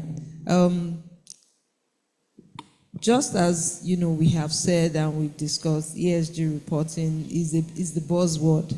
What are the we know that there will be growing demands for professionals in that space, right? So what career opportunities are available in that space for professionals all around? Thank you. Thank you very much. So from my background, I'm a lawyer, just like, I'll just take us through the journey of me becoming, just to embellish the question, yes, of me becoming the Impact and Investor Relations Officer at SageGrey Finance. So from my former workplace, I had done board evaluation, which is where I kind of got interested in ESG and such others, board evaluation, sustainability reporting and such others. And as a lawyer, I've been able to quickly pivot into development finance, ESG related consultancy and the rest of them. So there are a lot of opportunities for, in fact, I was at a meeting at the Danish consulate in Lagos yesterday, and the resource person we were speaking with was talking about even opportunities for training for, should I say, even students, growing industry leaders in the impact space that want to even get more training, sponsorship to learn abroad and the rest of them. And from all we've heard today, every company, even including law firms, would have to reevaluate themselves. What are we doing in terms of ESG? And so there's going to be a very, very high demand for professionals in the ESG space, ESG consultants, people that have the knowledge base. As she has said, there is really a dearth of knowledge within the sector. So if you're able to build capacity, educate yourself, gain experience within the ESG space, there are opportunities across board, both in the financial sector, manufacturing, in law firms, across all sectors. There are opportunities for people that have knowledge on how to integrate ESG, how to report ESG, and other areas. So there is opportunities for those that want to come. Yeah. All right, thank you very much. So there are opportunities across board in every sector. So it will be good for us to take those opportunities and work with it. Thank you very much, goodness. All right, Choma, yes, please.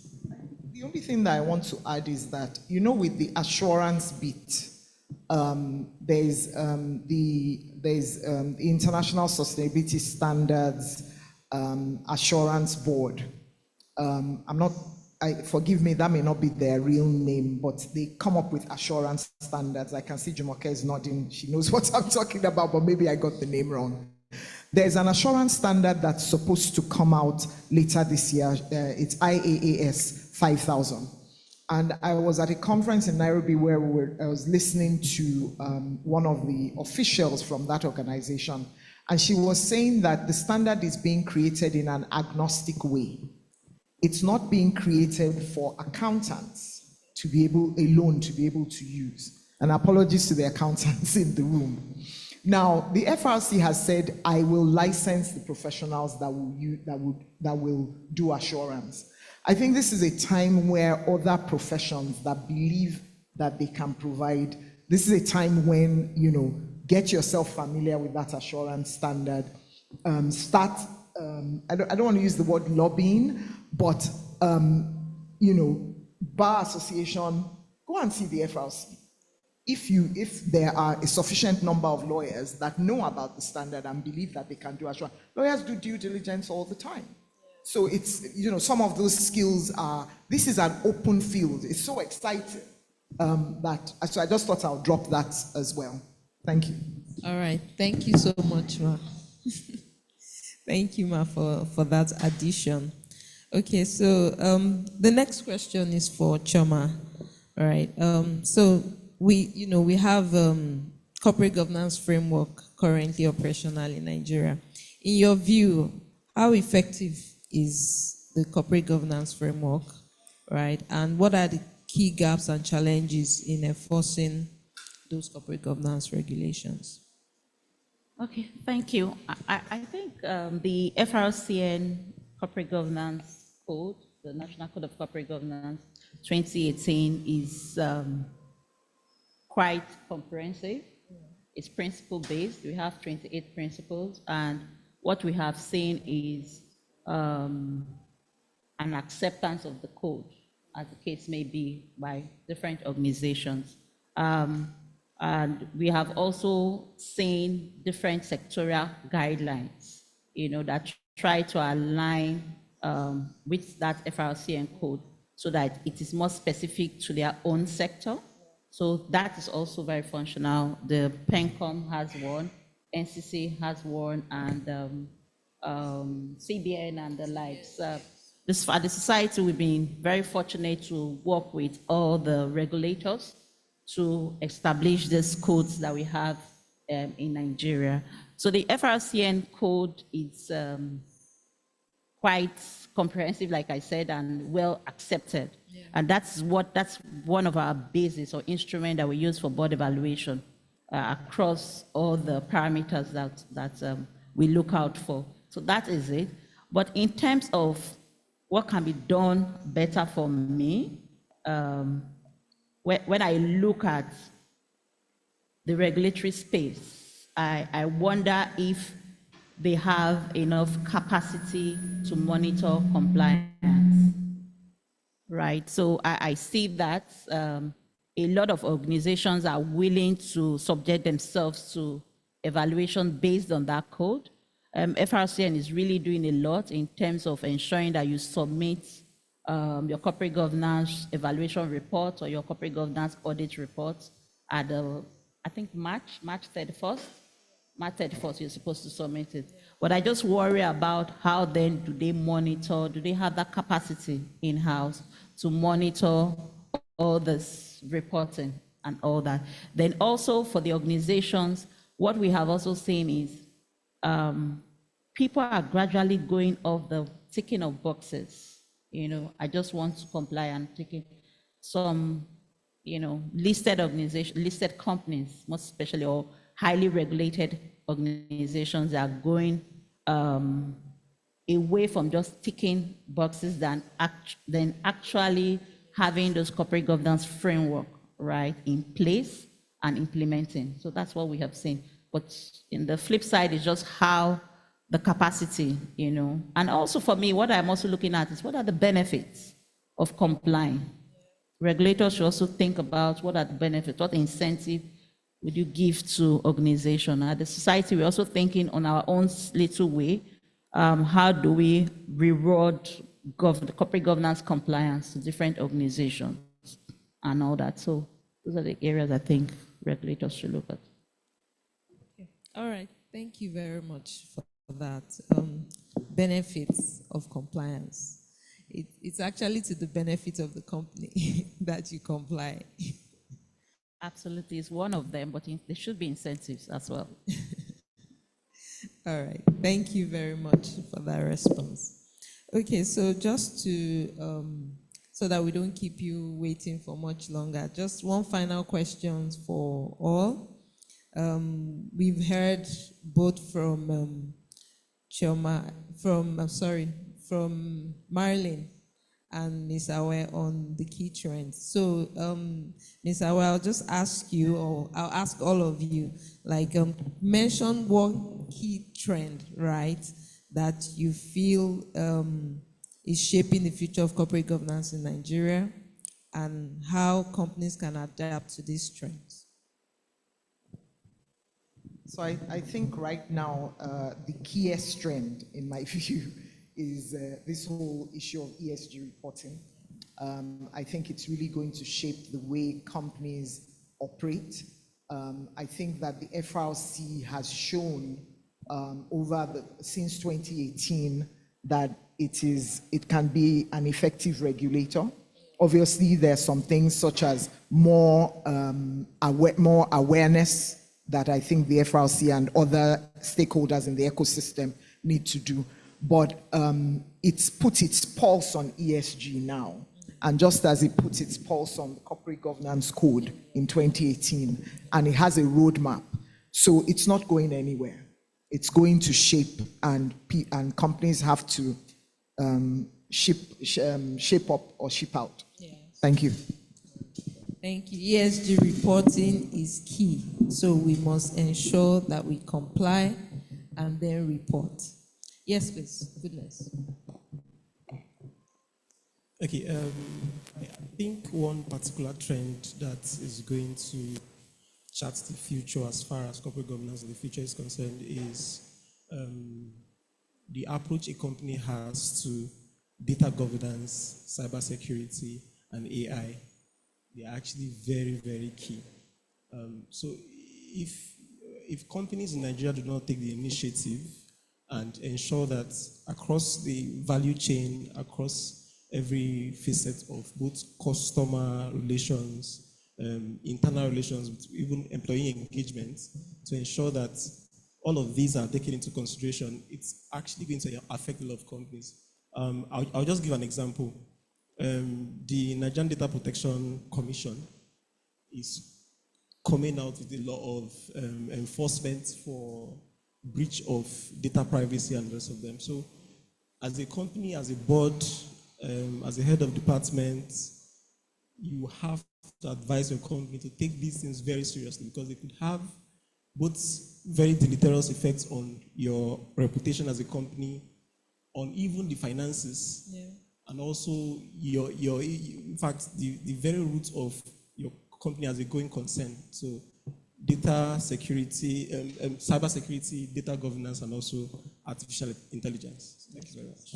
Thank you very much. Data governance is very important. We've had a situation where a bank was penalized for opening an account on behalf of somebody who did not subscribe to the account opening. So it's very important to avoid penalties from regulators and, of course, from the courts. Yes, please. I think they've picked, so I'm left with, pretty much I would say diversity is also still there. Inclusion is also still at the front burner. Regulation, we'll continue to see more. Mr. West spoke about the public sector governance and all that. It's something that I'm happy to say that I'm even in the committee, the working group that is developing that, and we are engaging the public sector. So hence there's this engagement going on so that they can be included in the journey, right? And so regulation is still, it's not going anywhere, right? So I think it's something that we should also take note of as well. All right, thank you very much. So we'll now take questions from the audience.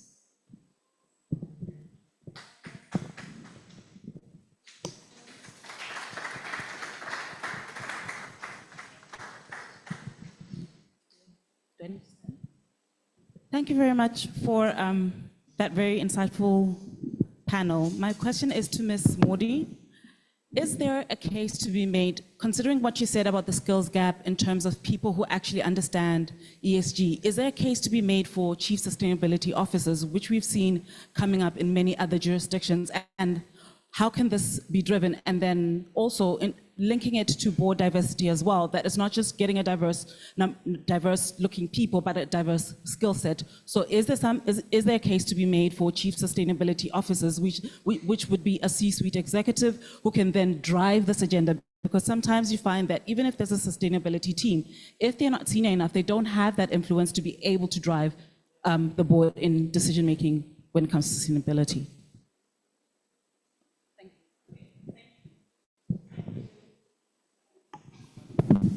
Thank you for that. I think it's important that you have someone at the forefront driving sustainability.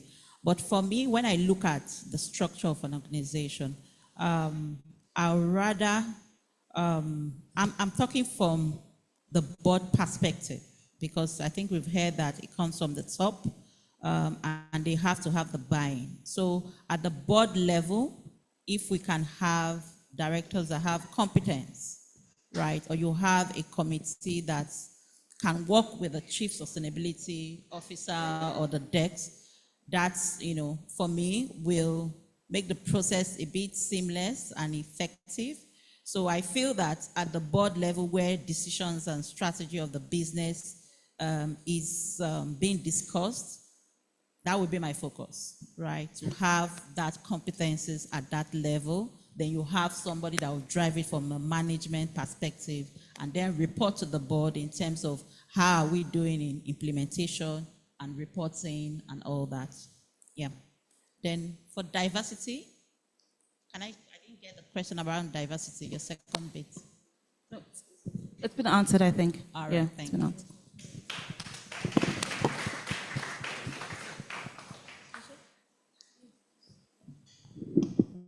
I just wanted to add to what you said and what Chioma said, the question you asked around the chief sustainability officer.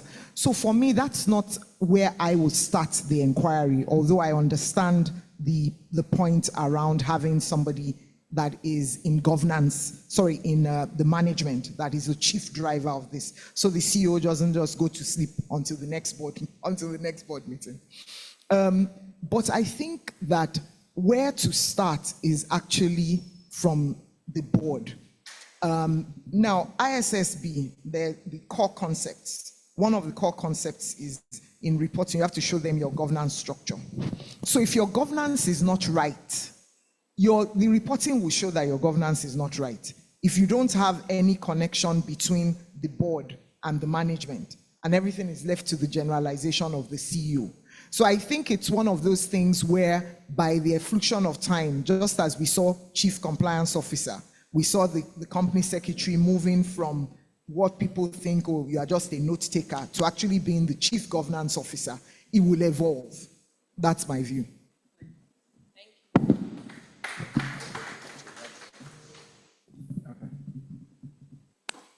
All right, my name is Omotayo Akinrewa, and I just have two questions. The first being that while I understand that there's a lot of flexibility as to companies compliance with these regulations, particularly sustainability regulations now. Don't we think that when there is a corresponding consequence that goes with this reporting, it enables and ensures that companies, do the reporting as at when due, as at when required? That's on one hand.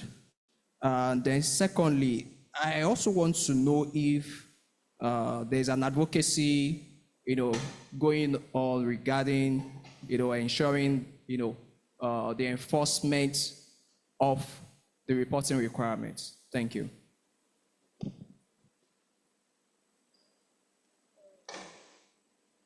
Who would like to take the question?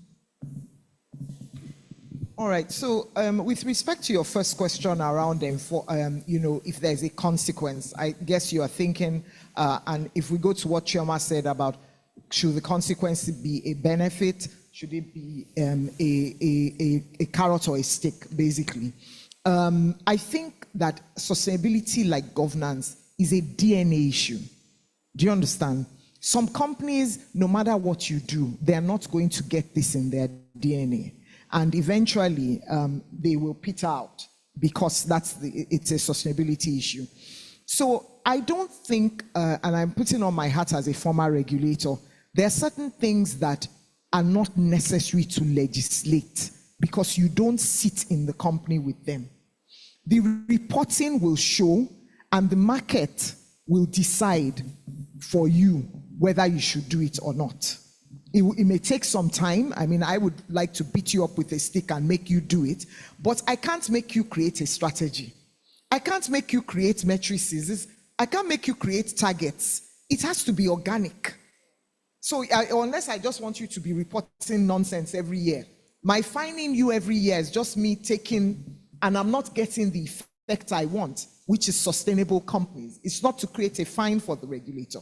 So I think just as with corporate governance, which we've seen from testimony of Chioma, people are taking it seriously. People will take it seriously as the market, we just have to be patient. And because it's sustainability, it's a lifetime. So we have all the time to be patient.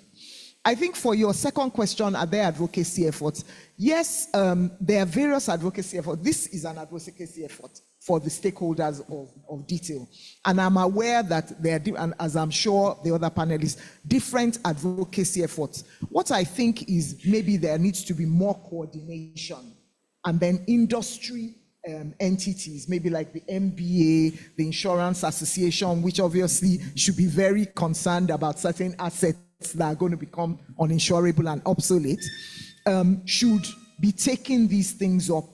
The FRC is doing awareness training. I know that they did some awareness in Abuja recently. They have talked about doing some in Lagos. But the FRC is only one body, and it's a regulator with a limited budget. So industry associations, so anybody that has a mouth in their industry association, they have convening power. They should invite people to come and talk about these things. And I think it will keep flowing like that. Thank you. Thank you, Mr. Is there any question online? So we have one online. Okay, I have one question here from an anonymous attendee. I'm happy to hear your views on companies that just tick the box by selecting women they can control. However, we as men who know the board is just ticking the box with these incompetent women believe that it is a disservice to both genders, as these unqualified women take slots that should be given to more competent men and women. I don't know if you, I know you, someone had mentioned this. Yes, Sorry? Emma had actually spoken to that. To that, Perhaps yes. She'd like to repeat herself. Maybe the person didn't hear the I question. think it was for him, it was just a comment, and pretty much re-emphasizing the need of getting competent women on board as against just ticking the boxes and getting a female that is not as competent. So I think it's just re-emphasizing that. Okay, thank you very much. And Okay. now we've come to the end of. You have another question? Yes. Yes, please. Yes.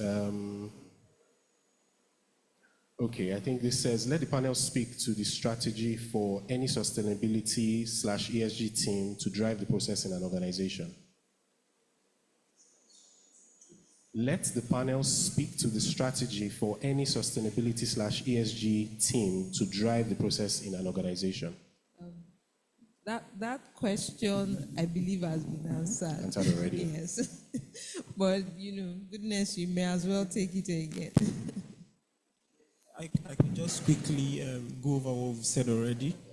The whole meat of what we said is sustainability and ESG, first of all, is driven from the board level. So I'll give an example of my own organization.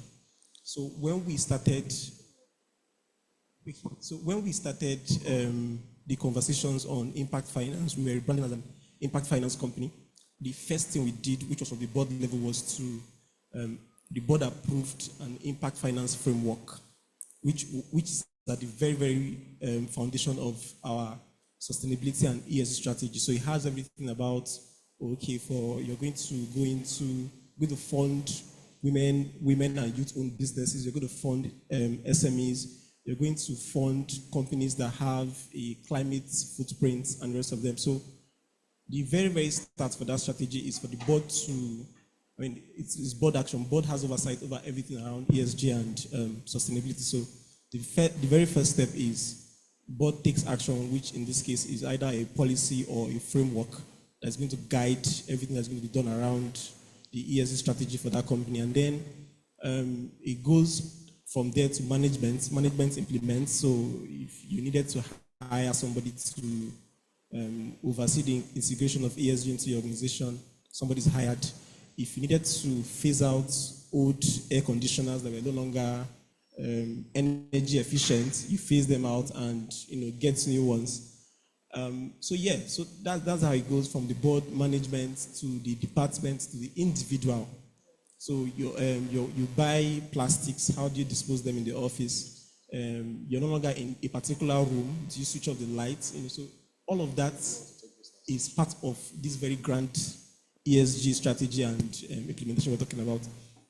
But I think the key takeaway should be in all of this, as I've already said, it should not be a box ticking exercise. It has to be value driven, and there's actually value to integrating some of these practices we are talking about. We've seen them in practice, and as we mentioned before, businesses in Nigeria are grappling with energy issues. High cost of energy, so small things that we can do can actually greatly affect positively our ESG strategies. Thank you very much. Thank you, goodness. So one more question, please. Okay. So I understand the sustainability reporting is an ongoing conversation. However, do we have a timeline we look forward to for these reporting? Okay. Ms. Awe, do you want to take that? Thank you. Yes. So the FRC has divided the reporting into a number of phases. The first phase was the early adopter phase, which has already gone. Then the standards are effective now. So until financial year 2027, there's a voluntary phase. So that's the phase when people can voluntarily decide to report. Then from financial year starting after from 2028, that's the mandatory reporting, where if you're a public interest entity as defined by the FRC, you have to report. By 2030, if you're an SME, there will be additional information, but you have to report in 2030. So that's the way that it's graduated. So the mandatoriness, if that's a word, comes from 2028 financial year.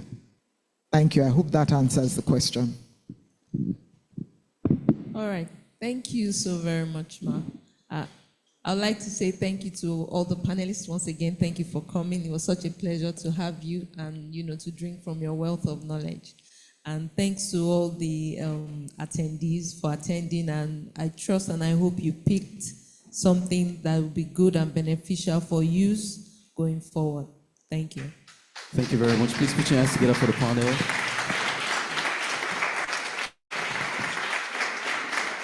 Thank you. All right, we're gradually coming to the end of today's business series, and this is the session for photo ops. So immediately after these pictures, we'll invite the partners of Detailed Commercial Solicitors to, come on stage and take pictures with our panelists.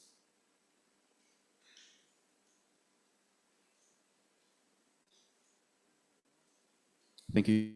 Please, the partners. First, the co-managing partner, Temidayo Jai.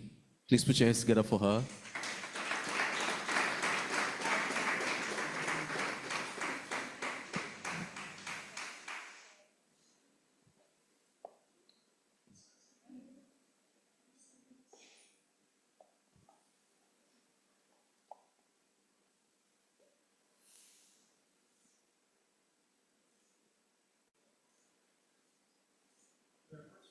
Yeah, and then the partners can come forward. We have Olaomi Elade and Anthony Ezemama. Please put your hands together for them.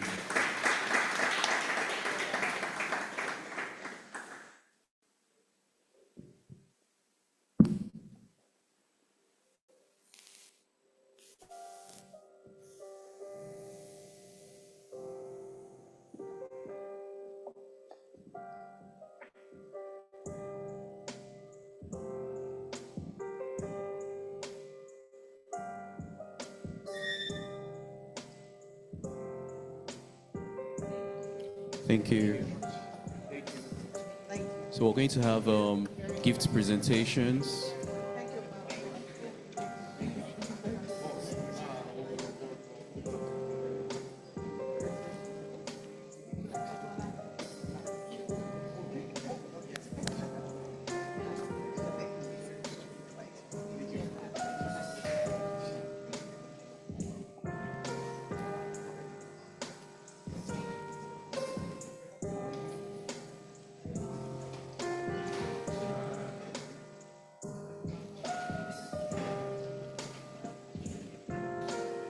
Thank you very much, Mr. Tinuade. The next gift goes to Choma Modi.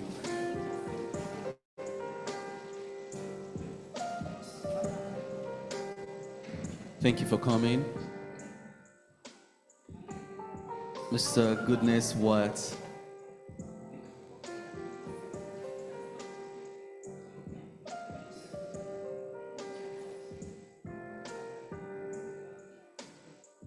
Thank you very much. So we've come to the end of this year's business series. I would like to thank everyone who made this possible, from the panelists to all of you, our guests. Thank you very much for coming. Thank you for the insightful conversations. And we wish you a wonderful trip back to your very